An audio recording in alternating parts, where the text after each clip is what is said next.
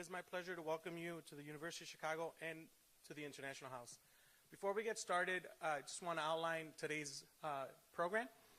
There will be a brief introduction followed by a 1-hour presentation. After our presentation, participants will have the opportunity to come up during a brief question and answer session. If you would like to do that, please make an orderly line at the microphone in the middle aisle. Remember to keep your answers brief, as we'd like to have as many participants as possible. After question and answer, we will also have a book signing. So if you purchase a book today from the Co-op Seminary, please form a line as well, and you're more than welcome to come up and have it signed. My name is Jaime Garcia, and I'm the Manager of Student Enrichment at the Collegiate Scholars Program.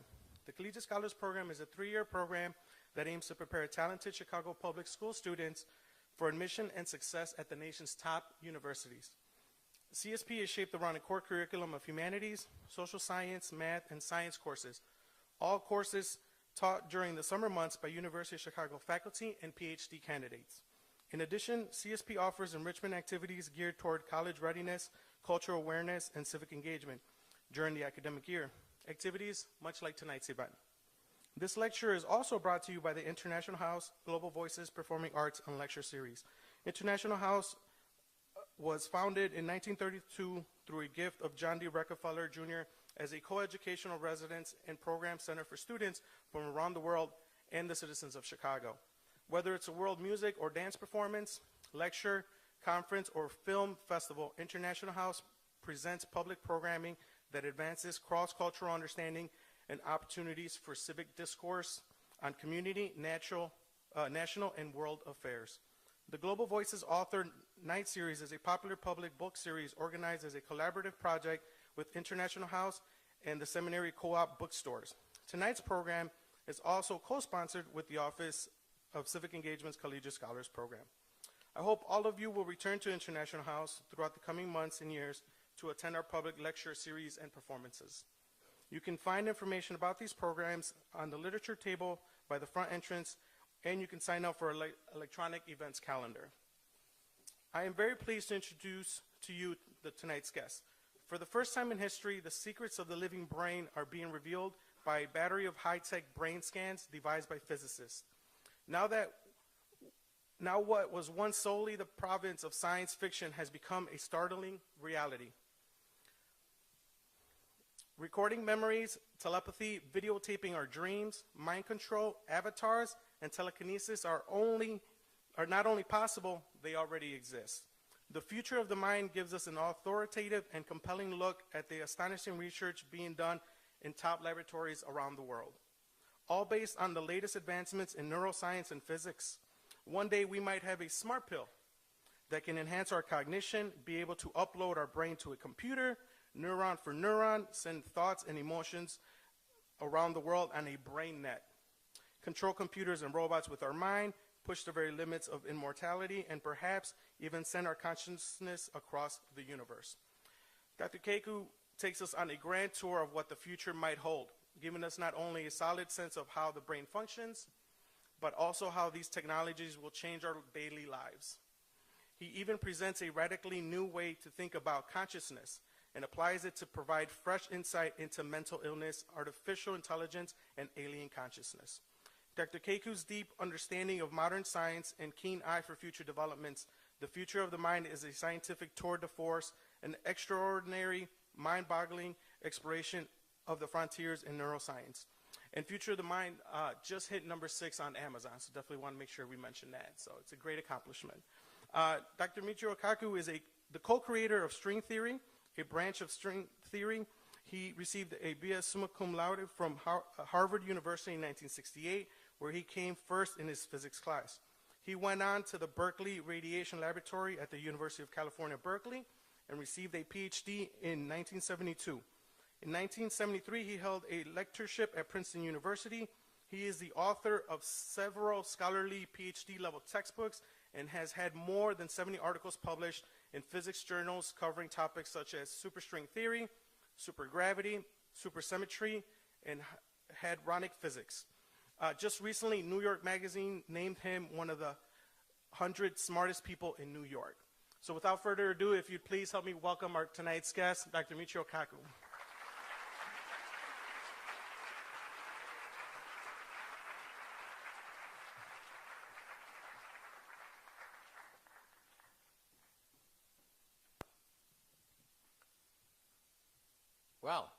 after such a great introduction, I can't wait to hear the speaker myself. I have a confession to make. New York Magazine voted me as one of the 100 smartest people. However, in all fairness, I have to admit that Madonna also made that same list. And next year, they tell me that Lady Gaga is going to push me off the list entirely. Now, I'm a physicist. And you may say, well, what does a physicist do anyway? How does it differ from chemistry? Well, we physicists, we invented the transistor. We invented the laser. We constructed the internet. We wrote the World Wide Web. And also, along the way, we invented television. We invented radio, microwaves, radar. We created the space program. We created the GPS system. And we love to make predictions. When we helped to build the internet, one physicist predicted that the internet would become a forum of high culture, high art, and high society. Well, today we know that 5% of the internet is pornography. But that's because teenage boys log on to the internet. Just wait until the grandmas and grandpas log on to the internet. Then 50% of the internet will be pornography. And some people say, well, what is the difference between engineering, physics, chemistry? Let me tell you a short story. During World War II, the Nazis once captured a bunch of American scientists and called them spies. Well, there was a geologist, a physicist, and a chemist. And they were lined up in front of the firing squad. Well, all of a sudden, the geologist said, "Earthquake! Earthquake!" And there was chaos. Everyone scrambled for cover. Meanwhile, the geologist snuck away and escaped. Well, after people realized there was no earthquake, they got together and put the physicists and the chemists up against the firing squad. And then the physicist said, "Lightning! Lightning!" And everyone scattered, wondering, where are the lightning bolts coming? And once again, the physicist snuck off. Now there was just the chemists. The firing squad was ready. And what did the chemist say? He said, "Fire! Fire!" That's why we don't have that many chemists now. But today, I'm going to talk about the greatest mystery of all science. One is, of course, the origin of the universe. And that's what I work on professionally.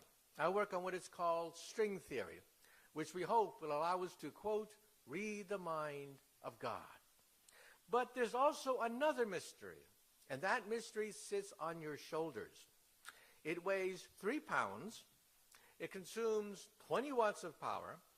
But to duplicate the human brain with a computer, you can calculate that a computer would have to be the size of a city block. A city block worth of supercomputers, energized by a nuclear power plant, cooled down by a river. And yet your brain does it with only 20 watts of power. So when someone calls you a dim bulb, that's a compliment. And how much energy does it take to keep your brain going? Oh, a hamburger. And to cool it down, maybe a Coke. And yet it is the most complex object in the known universe. You have to go 24 trillion miles to find an object as complex as the human brain. So let's now talk about the brain, but put it in context. This is my last book that I talked about right here, Physics of the Future. It sailed on to the New York Times bestseller list. For me, it was gratifying because the word physics never gets on the New York Times bestseller list. Never. In fact, I did it twice. Physics of the Impossible takes you not 100 years into the future, but 500 years into the future, where we physicists can dream of starships, teleportation, anti-gravity, talking about the universe 500 years from now, when we might even have time machines. And in this book, I ask the question, what happens if you go backwards in time and meet your teenage mother before you're born and she falls in love with you? Well, if your teenage mother falls in love with you before you're born, you're in deep doo-doo if that happens. But today, I'm going to talk about the other great mystery of the universe. What sits on your shoulders? The most complex object known to science. Not the Big Bang, which is so distant, so removed, we can't touch it, but something as close as your nearest thought. We're going to talk about why do we think? What is intelligence? Is it possible to photograph a dream? You know, when I was a kid, I was fascinated by science fiction. I used to watch Flash Gordon on TV every weekend. And I used to do experiments, telepathy, reading minds, telekinesis, moving objects with the mind. I tried real hard to do that, and I failed.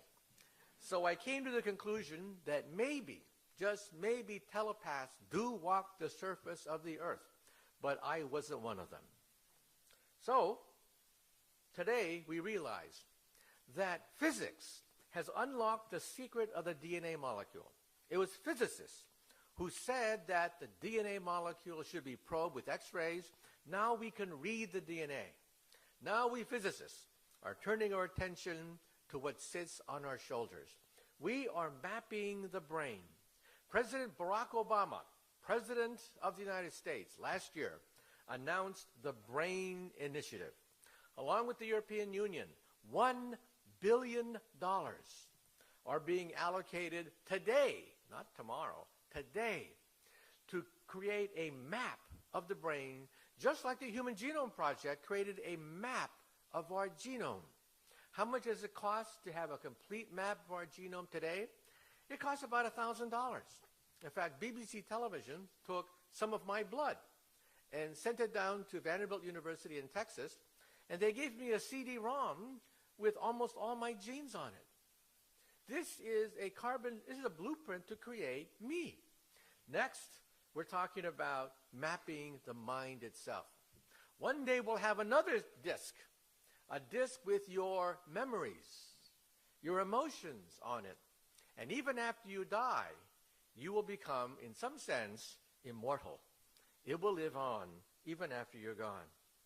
So let's talk about it. When I was a kid, I used to try to beam my thoughts into other people. I used to try to read other people's minds. And I came to the conclusion, it's all bunk. You can't do it. I'm a physicist now. Now I realize the brain is a milliwatt transmitter. We do emit radiation, but it's very faint. Now we have supercomputers. We have MRI machines. And now we can begin to decode the messages from the brain. So telepathy is one of the great devices of science fiction. Now we can do it. We can actually read minds. And in the Matrix, uploading memories was considered fantastic. Think about it, pushing the play button and become a gung fu master overnight. And in the Matrix, reality itself was a dream. Reality itself was a fiction. Can that be possible? Well, let me ask you a question. Late at night, when you're all alone and it's quiet late at night, have you ever had the feeling, just briefly, the feeling that maybe you're the only one in the universe? Maybe reality is a fiction. Maybe you were put on the earth to see whether you're smart enough to figure out that everything is a fiction. It's all imaginary. You are the only one in the universe. Ever had that feeling? Raise your hand. Raise your hand if you ever had that feeling. You guys are crazy. You guys are nuts. You think you're the only one in the universe? That's ridiculous. I'm the only one in the universe. You're just a fiction of the hamburger I had last night. It's all a dream uploaded into my memory. I'm the only one around. Well, let's talk about this. Can you upload memories? The answer is yes. The first memory, as I mentioned in my book, was uploaded into a mouse last year. And the goal of this is to one day create a brain pacemaker for people with Alzheimer's syndrome. We have a definite goal. Alzheimer's is when the memory decays. We are going to record simple memories and put it into the brains of Alzheimer's patients. And beyond that, maybe we'll have a memory that you never had before, a memory of vacation. You'll have vacations. And how many courses did you flunk in college? Maybe you'll have a chance to push the play button and relearn those courses that you flunked when you were in college. And of course, uploading memories has consequences. This is the former governor of California having memories uploaded into his mind, vacations, even a marriage. His marriage was uploaded into his mind, and it was totally fake. Can you imagine one day waking up, sitting next to Sharon Stone, and realizing it's all a dream? Is that possible? And then, what happens if you can connect the mind to an exoskeleton? The military is dumping millions of dollars, and you'll see this in today's slideshow, connecting the human mind to an exoskeleton. Scientists at Duke University, for the next soccer World Cup, want to take a person who's totally paralyzed, a vegetable, spends all his life in a wheelchair, drooling, hook him up to an exoskeleton, and have him initiate the World Cup ceremony in Brazil. That's the next goal. And what about putting our mind into a robot? This is the movie Surrogates, starring Bruce Willis. This could be the future of the space program. Why send astronauts into outer space where it's dangerous and costly? Why not send robots, drones, connected mentally to an astronaut sitting in his living room? NASA is looking at this. And then telekinesis, the ability to move objects with the mind. This is Carrie, and if you read the book or saw the movie, she gets back at all the people who made fun of her at the senior prom by destroying the entire high school. What's the lesson here? The lesson here is never take a telekinetic to the senior prom. Okay? And my favorite movie, my favorite science fiction movie is Forbidden Planet, where there is a super advanced race that one day creates the ultimate machine. Anything you can think of becomes reality. The ultimate machine. But when this alien race turns on their machine, they disappear, vanish without a trace, at the height of their technological glory. And at the end of the movie, they finally reveal what killed this advanced civilization. You see, when they turned on that machine, anything they can think of would become reality. Then that night, they went to sleep. They had nightmares. Every nightmare came true. All the hurts, wrongs, slights, and the whole race committed suicide that night. What's the lesson here? The lesson here is if you ever become a god, don't fall asleep. And is it possible to live on after you die? Yes, Hollywood has considered that too. If you saw the latest Superman movie, everybody knows that Superman's father died when Krypton blew up. That's part of the Superman myth. But the latest Superman movie had a twist. And that is Superman's father, Russell Crowe, had his memory and personality put on a disc so he can live on as a computer program. And so Superman has a very nice conversation with his father, even after his father had died. One day, perhaps your great-great-great-great-great-great-grandkids will have a conversation with you because you are immortal. Your personality, your wants, desires, your quirks are all encoded on a disc. And in Star Trek, consciousness without a body. Is this the way to explore outer space? Science fiction writers like Asimov dreamed about the ultimate way to explore the universe. Put consciousness on a laser beam and send the laser beam into outer space. Consciousness expanding at the speed of light. Is that possible? Well, 5 years ago, I would have been considered nuts to say that. But we now think it is possible. This could be the ultimate destiny of the human race, to explore the universe at the speed of light. But let's get back to Earth now. That's Hollywood. Now let's talk about the real thing. We now have, because of physics, the ability to see energy flow inside the living brain. For example, on the left, you see the brain when it tells the truth. When the brain tells the truth, not much happens. But on the right is when the brain tells a lie. You see, when you tell a lie, first you have to know the truth. Second, you have to create the lie.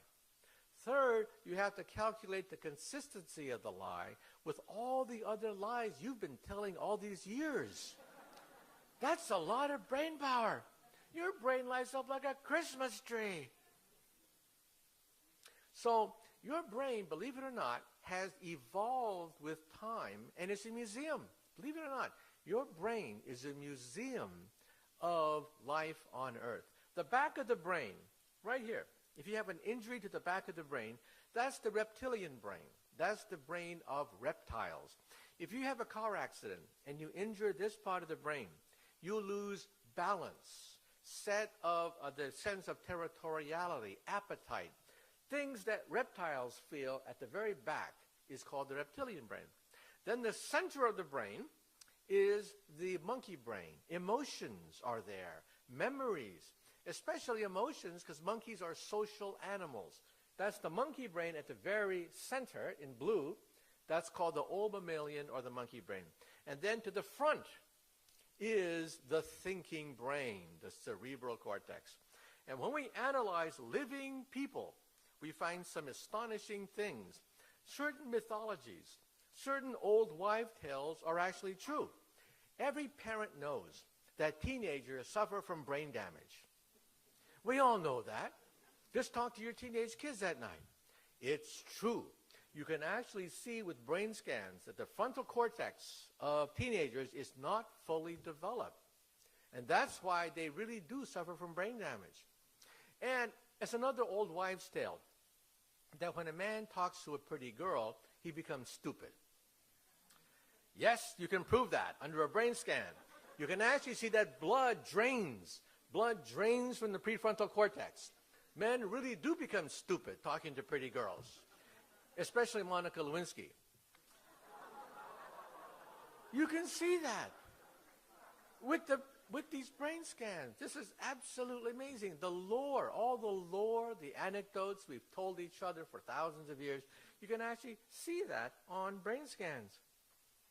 And if you were to slice the brain horizontally, and then touch the brain with electrodes, different parts of your body will move when you touch the brain electrically. And so you get a map called the Penfield map, a map of the brain as it controls the body. And of course, much of it is your mouth, because eating is very important for us. Your fingertips, look at how big your fingertips are, because that's where most of your attention is. Eyesight, fingertips, and mouth. Most of your brain is devoted to that.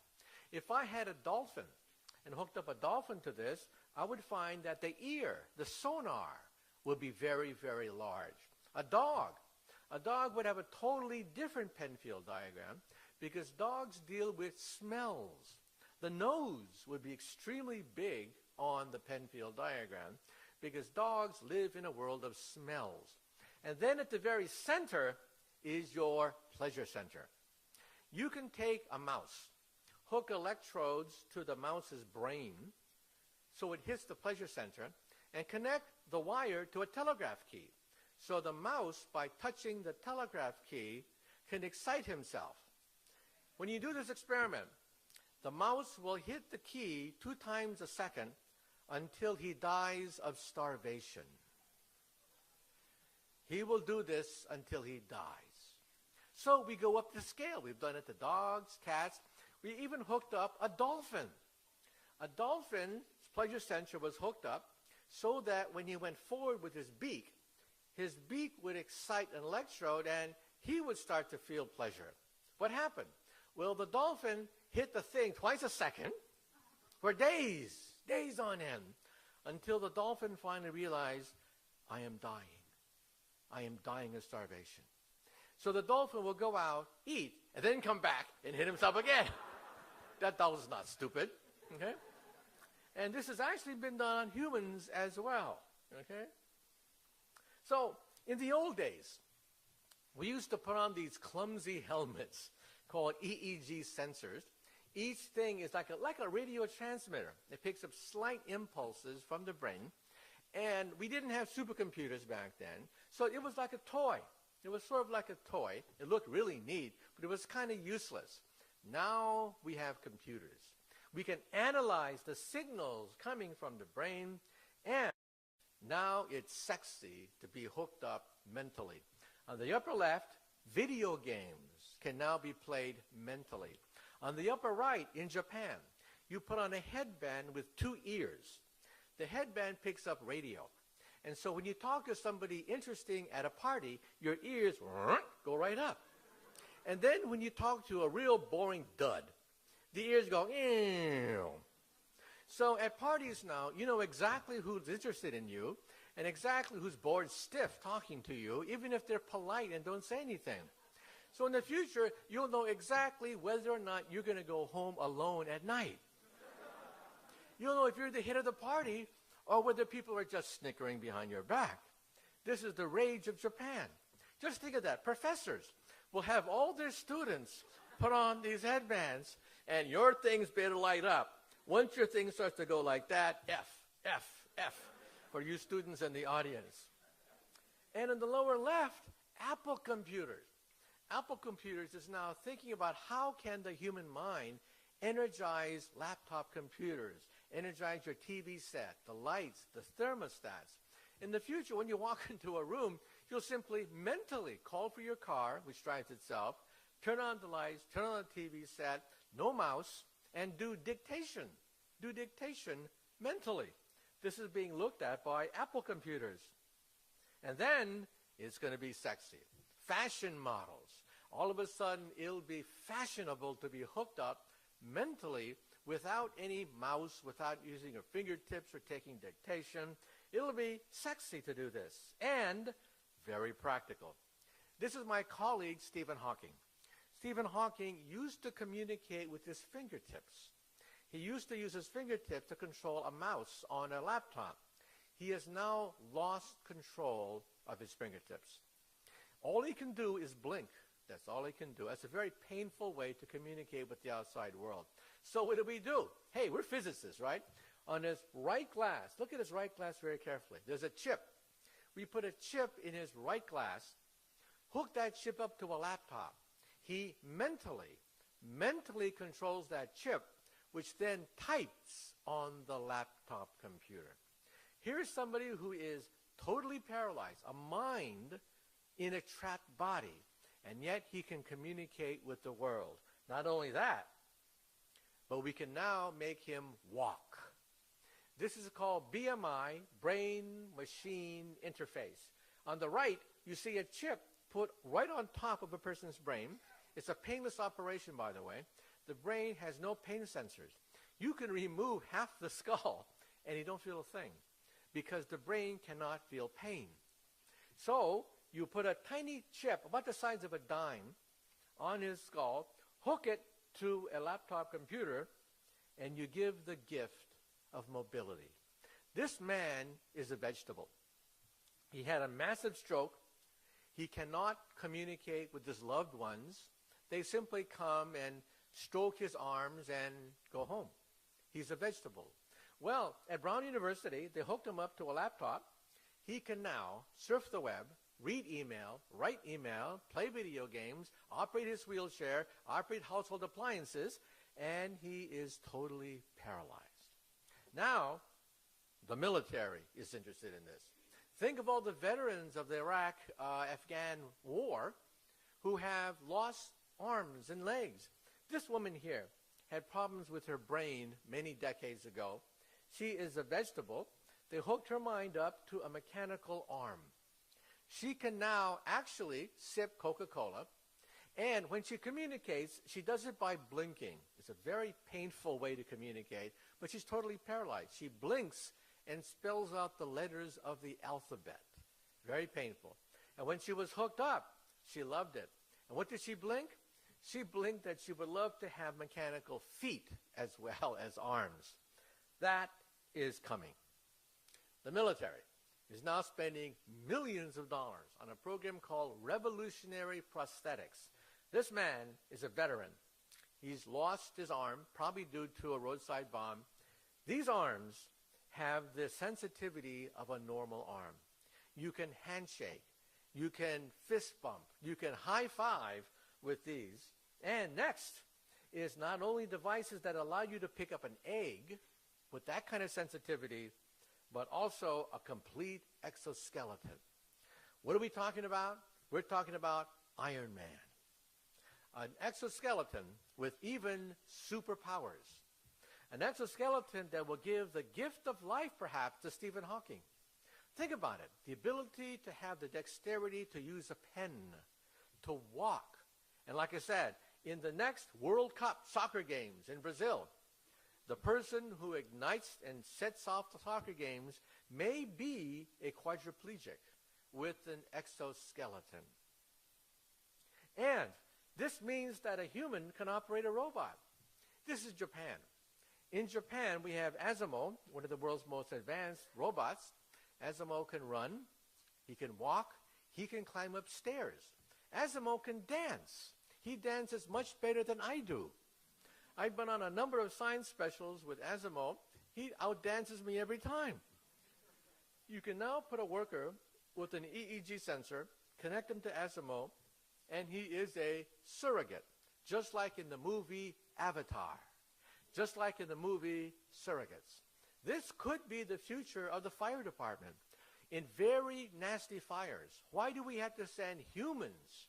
Why not send a surrogate who is superhuman, guided by a fireman? This could be the future of the space program. It's very costly putting something into outer space because of life support.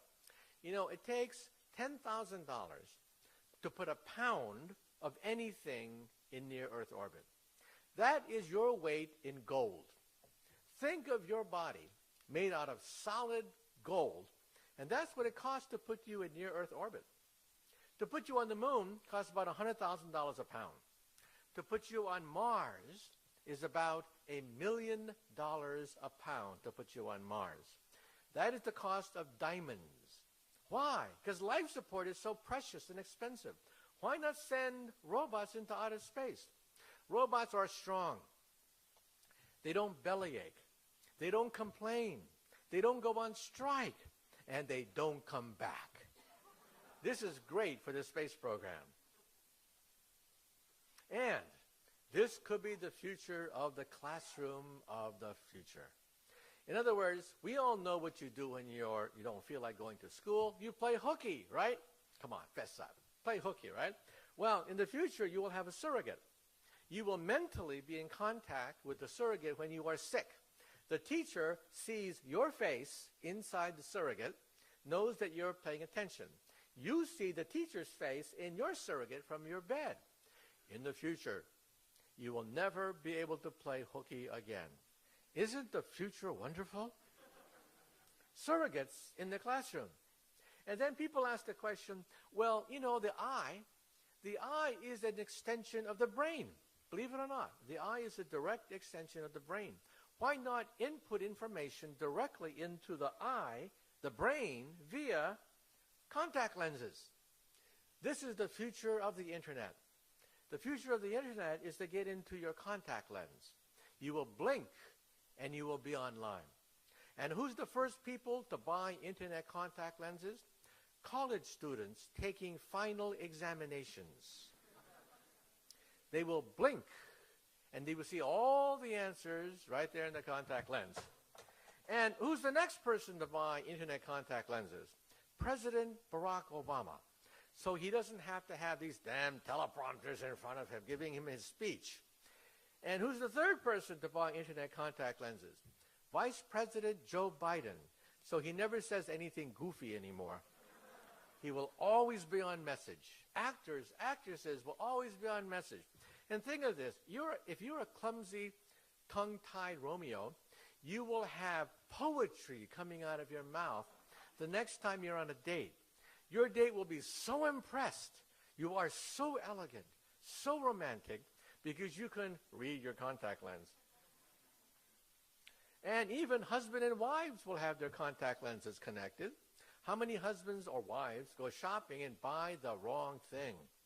Next time the wife will say, I can see it through your contact lens. No, that apple's rotten. Don't buy that. No, don't buy this celery. Just think of what you can do when you have a brain net. What's coming after this? A brain net. Emotions, sensations will be sent on the internet. Can you imagine teenagers? Teenagers on Facebook sending emotions to each other? This would be incredible.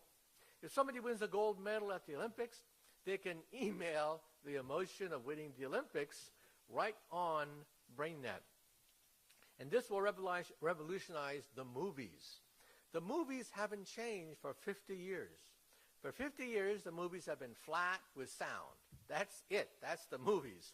In the future, you will have movies with emotions and sensations on them. And as I said before, surrogates will go into outer space, become firemen, construction workers, dull, dirty, dangerous, the 3 Ds. Dull, dirty, dangerous jobs could be done by surrogates. So surrogates may allow us to explore outer space, to do dangerous jobs, because the mind controls the surrogate. And now, let's talk about uploading a memory. This has been a dream for years, to upload a memory, and now we can do it. Last year at Wake Forest University and also USC in Los Angeles, they took a mouse, it's a very humble memory, they recorded the memory of the mouse drinking some water. At the very center of the brain is the hippocampus.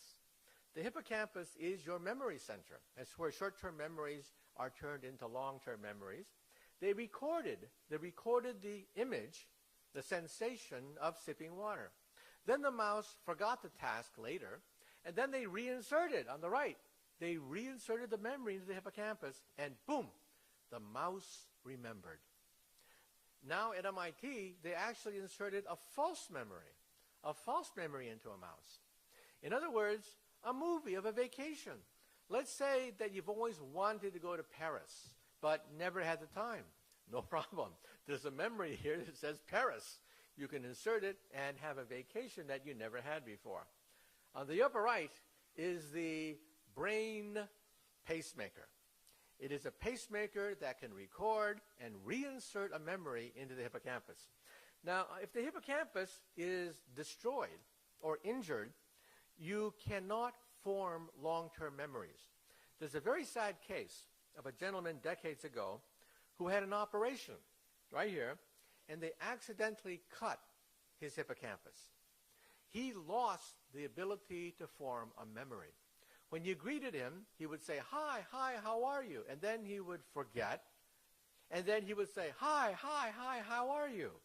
You saw the movie 50 First Dates with Drew Barrymore?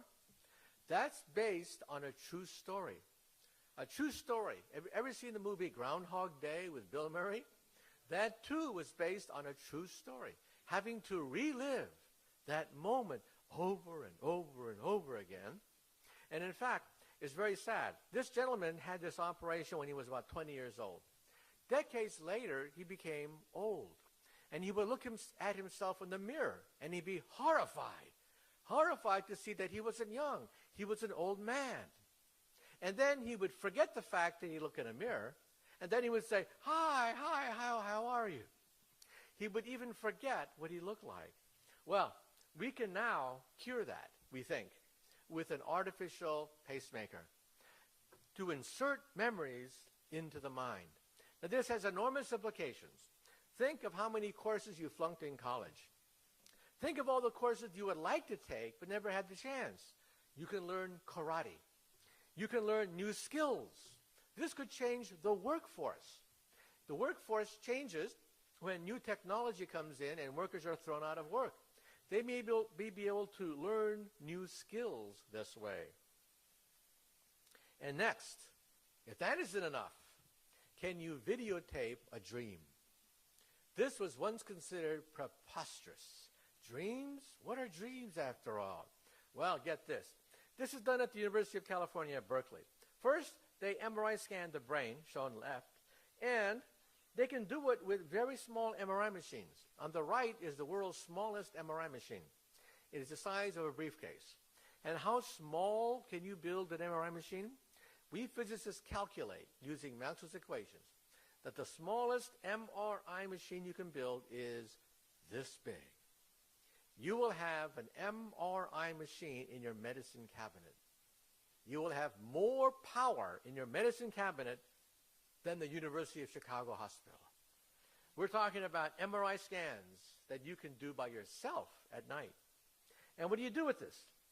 You take the MRI scan on the left, convert it into 30,000 dots, have a computer analyze these 30,000 dots, and then print out a picture. These are some of the first pictures ever taken of a thought. On the left is Steve Martin. If we were to dim the lights, you'd see that it is Steve Martin. And then next to it is the image as seen through a computer. Not bad. It's fuzzy, but you can clearly see that it is a human with eyes, nose, and this is what animals look like. On the left is an elephant. On the right is a computer reconstruction. On the left is an airplane. And from this, you can take images of the mind and create videotapes. Now what happens if you go to sleep? If you go to sleep, the machine will keep on chugging away and print out the first images of your dreams. Not only that, but we've now proven another old wives' tale. An old wives' tale consists of lucid dreaming. These are people who are conscious while they are dreaming. They actually know they are dreaming when they are dreaming. They can actually move and change the dream. In fact, how many people here in this room, when they dream, sometimes know they are dreaming? Raise your hand. Well, there you go. Lucid dreaming was tested last year at Max Planck Institute in Germany. And it's true. Lucid dreaming is not a fiction. It is possible to actually move in a dream. Now what happens if you put that dream on a PC screen? Then you're talking about something right out of the movie of Leonardo DiCaprio, Inception. The ability to actually alter the course of dreams. This is amazing. Then, why is President Barack Obama about to dump hundreds of millions of dollars into the Brain Project? The first payoff is to understand mental illness. You realize that about 5% of the population is rather severely mentally ill. If you don't believe me, go outside. Go outside, you see people talking to themselves. Go to the jails. The jails are full of people who talk to themselves. Many of these people have schizophrenia when you talk to yourself. Scientists have brain scanned these people. When you talk to yourself normally, the left part of your brain talks and generates speech. That's how you talk to yourself. However, for these people are unaware of the fact that they are talking to themselves. The front part of the brain, which is you, does not talk to the left part of the brain, which generates a voice. Therefore, these people think they're talking to Martians. They're talking to God. They're talking to whatever they think. Actually, they're talking to themselves. And we see that now with brain scans. And bipolar disorder. You'd be shocked. Many of your favorite actors and actresses, your favorite musicians, suffer from bipolar disorder. On the upper left is Lois Lane from Superman. She made headlines just a few years ago when Lois Lane was found stark naked in a junkyard hiding behind trash cans. She suffers from bipolar disorder, as well as Princess Leia from Star Wars, as well as the actress from Gone with the Wind. Many of your favorite actors, actresses, composers suffer from bipolar syndrome, where you alternate between depression and elation. And then, we scientists are now re-examining history. we find that if you go to a mental hospital, and some patients suffer from strokes, again, to the left part of their brain, and they have epileptic lesions, many of them suffer from hyper-religiosity. They are super religious. All of a sudden, they see demons, spirits behind everything. If it rains, it's because God is angry at us. Everything has a motive because of spirits. We think Joan of Arc suffered from hyper-religiosity. We think that she suffered from epileptic lesions, and as a consequence, thought she was talking to God. In fact, there's one theory that says that many of the prophets of many religions suffer from hyper-religiosity. In fact, there is a helmet, the God helmet, that you could put on your head, which beams radio to the left temporal lobe and makes you religious. It's amazing. It makes you feel as if you're in the presence of God, talking to God. Think about it. There's a part of the brain that does this. Well, they got a bunch of nuns, and they put the nuns in the God helmet, and they asked the nuns, does this shake your belief in God, that we can induce the feeling of religiousness by using electromagnetic radio waves? And the nuns said, no, because God created us with a radio that gives us a direct telephone hookup to God. God meant it to be that way. And then they hooked up an atheist, Richard Dawkins of Oxford University. He's a diehard atheist. They put him in the God helmet, and they asked this atheist, are you a believer now? Don't you feel in the presence of God? And he said, no. So it depends. And now let's talk about savants. We physicists have been fascinated by certain figures in history, scientists with incredible abilities far beyond anything of a normal person. This guy on the left can take a helicopter ride over New York Harbor, one helicopter ride, and draw the entire panorama of Manhattan. He did it for London. He did it for Hong Kong. And it's now on display at JFK Airport. The next time you land at the international terminal at JFK Airport, do something you've never done before. Look up. Look up. Most people spend their whole life looking down. Look up, and you'll see this incredible mural painted by this guy after seeing Manhattan once. How does this happen? It turns out that some of these individuals had injury, again, to the left part of their brain. One person had a bullet that went through the left part of his brain as a child. Another person dived into a swimming pool, hit his head on the bottom of the swimming pool, and then both of them became super geniuses in mathematics. Now, after today's lecture, do not get a hammer and hit yourself in the left part of your brain hoping to pass that calculus exam tomorrow, okay? It don't work that way. It's a miracle, but it's happened several times in history. We've documented, we've brain scanned these people. We now realize that photographic memory is possible. You can talk to these people and say, what did you do 30 years ago on May 2nd at 4 o'clock in the afternoon? What were you doing? And they'll say, well, I was reading a novel. I was on page 320. You want me to read the page that I was looking at? Incredible memory. We brain scanned these people. And we think the following. There are many theories. One theory that I prefer is, we now realize that the brain records, but the brain also erases. We used to think that the brain naturally erases memory by attrition. It just wears off and rusts. No. Memories have to be erased.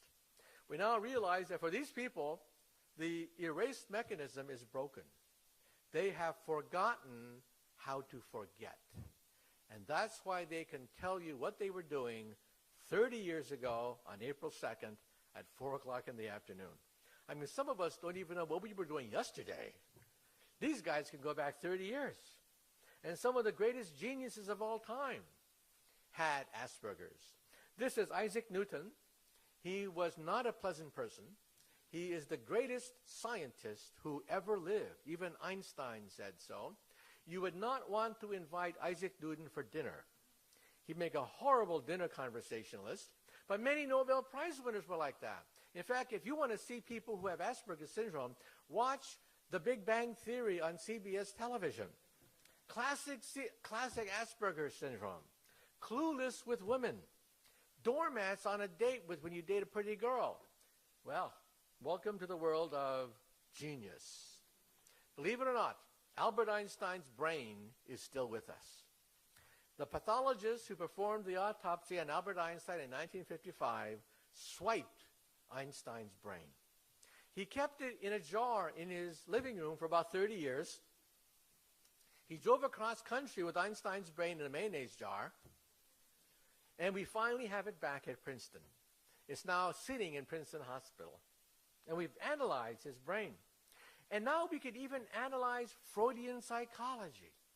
Freud was popular in the last century. Then people laughed at him for many, many decades.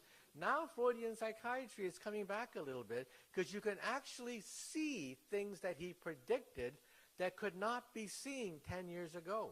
We've learned more about the brain in the last 10 years than in all of human history combined.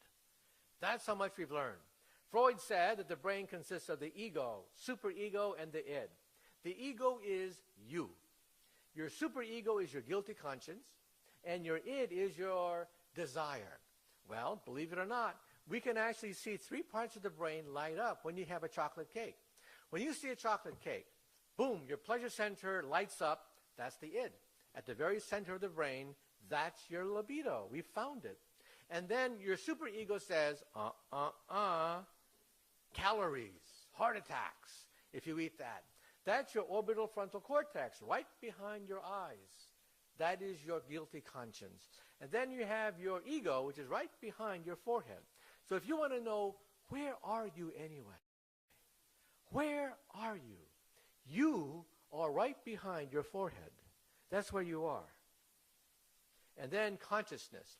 I'm running out of time, so let me just summarize that. I have a new theory of consciousness. There have been 20,000 articles written on consciousness by philosophers, psychiatrists, and psychologists, and all of them are worthless. Never have so many written so much to produce so little. Well, maybe my theory is bunk too, but I numerically rank consciousness. For example, I say that the lowest level of consciousness is a thermostat. 1 unit of consciousness because it measures temperature. Flowers may have 10 units because it measures rainfall, humidity, moisture, sunlight, the direction of gravity.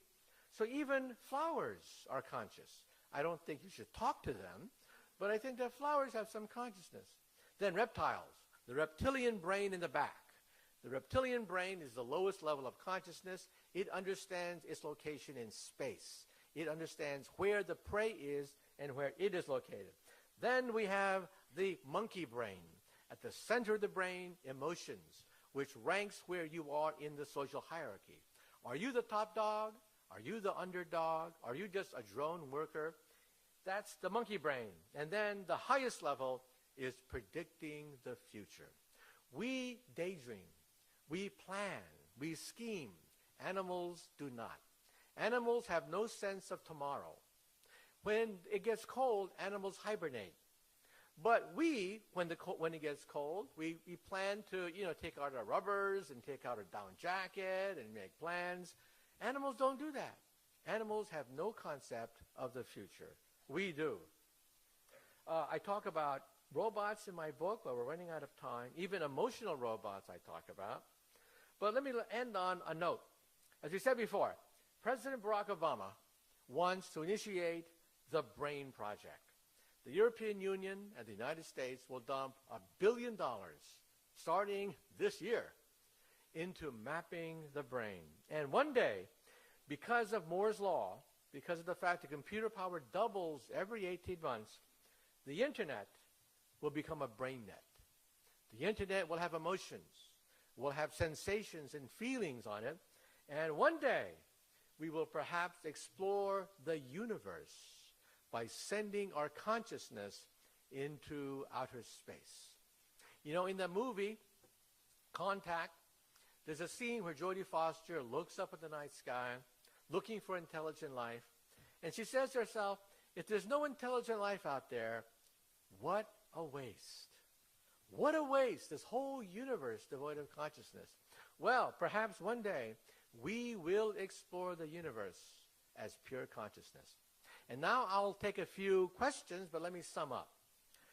When I was a child, I had a role model that kept me going all these decades. My role model was Albert Einstein. And my favorite Einstein story is this. When Einstein was an old man, he was tired of giving the same talk over and over and over again. So one day his chauffeur came up to him, and the chauffeur said, Professor, I'm a part-time actor. I've heard your speech so many times, I've memorized it. So why don't we switch places? I will put on a mustache. I will put on a wig. I will be the great Einstein, and you can take a rest and be my chauffeur. Well, Einstein loved the joke, so they switched places. This went along famously until one day, a mathematician in the back asked a very difficult question. And Einstein thought, oh, the game is up. But then the chauffeur said, that question is so elementary that even my chauffeur here can answer it. Anyway, thank you very much. We'll take questions from the audience.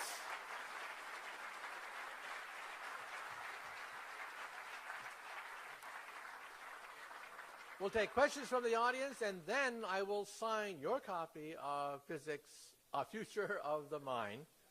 And so once again, let's line up, and we'll have time for a few questions, and then we'll sign your copy. By the way, once I autograph your book, you can go on eBay and sell it for money. I looked it up myself. I know exactly how much my signature is worth. So if you want to make some cash tonight, get your book signed. Yeah, let's take a few questions, and then I really have to sign books. Okay, quiet down, and we'll take a few questions. Yeah. Yes, hi. If I have the skill to play the piano, I can mentally practice a piece while I'm driving my car and go home and play that piece. If I then have no skill playing the piano and I have this skill uploaded as a memory later, will that directly translate to dexterity and muscle memory, or is that an entirely different thing?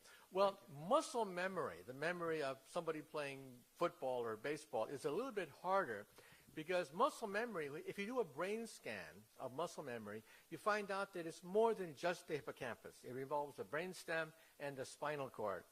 And so that is going to be more difficult. What we have here is only the hippocampus. Only the hippocampus. But when you start to talk about figure skating or gymnastics, you start to look at muscle memory. Now that will take a separate pacemaker. But right now, the immediate goal is to create a brain pacemaker for Alzheimer's. That's the short-term goal. Yeah, we have a lot of questions, so another question.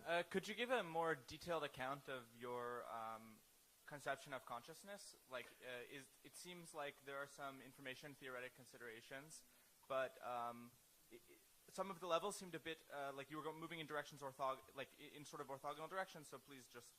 Okay, really quick. I define consciousness as the number of feedback loops necessary to create a model of yourself in space with regards to other people, and then with regards to time, that is, to see the future. That allows you to give a numerical ranking, a number associated with the number of feedback loops necessary to understand your position in space. So a thermostat would have one unit of consciousness. Reptiles understand space. That would be the lowest level of living consciousness other than a thermostat.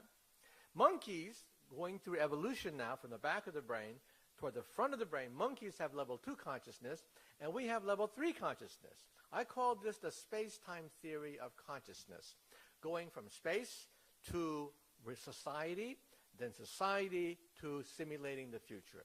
And this also functions as a definition of intelligence. We used to think that IQ exams measure intelligence, but many people followed 30 years after they were children.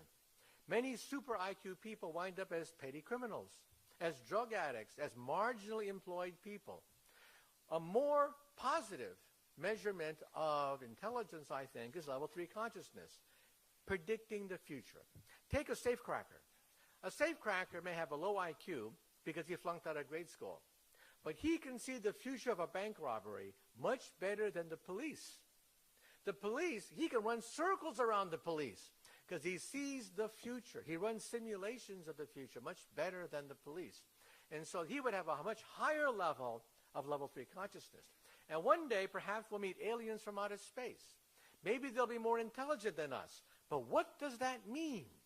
What does it mean if you meet an alien more intelligent than a human? It means he can see the future better than us. He can see outcomes. He can daydream with more sophistication, more accuracy than we can strategize or we can plan. So this is a totally new definition of consciousness that is numerical. It is testable, reproducible, and falsifiable, which are the 3 criterion for a theory.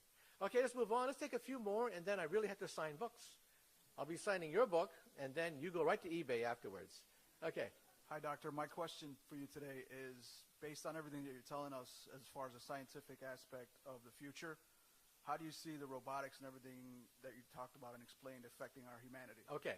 First of all, some people think that robots are going to take over, 10 years from now, and they're going to put us in zoos behind bars. They're going to throw peanuts at us and make us dance. Okay? Well, I interviewed the creator of Asimo. Asimo is the world's most advanced robot. On BBC television, I put a microphone right to the inventor of Asimo, and I asked him, how smart is Asimo? And he said, the world's smartest robot has the intelligence of a cockroach, a retarded cockroach, a lobotomized retarded cockroach. He barely can understand space. He barely understands where he is in a room. He's clumsy. He's pre-programmed like a tape recorder. In other words, Asimo is at level 1.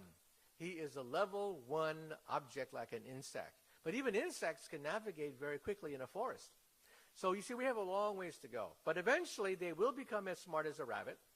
Eventually, they will become as smart as a dog or a cat, and then a monkey. When they become as smart as a monkey, I think we should put a chip in their brain to shut them off if they have murderous thoughts. Because at that point, they could turn on us. But we've got many, many decades to go before the robots take over. And I think we have plenty of time to put chips in their brains to shut them off. Okay, let's take just a few more questions, then I got to sign books. Yeah.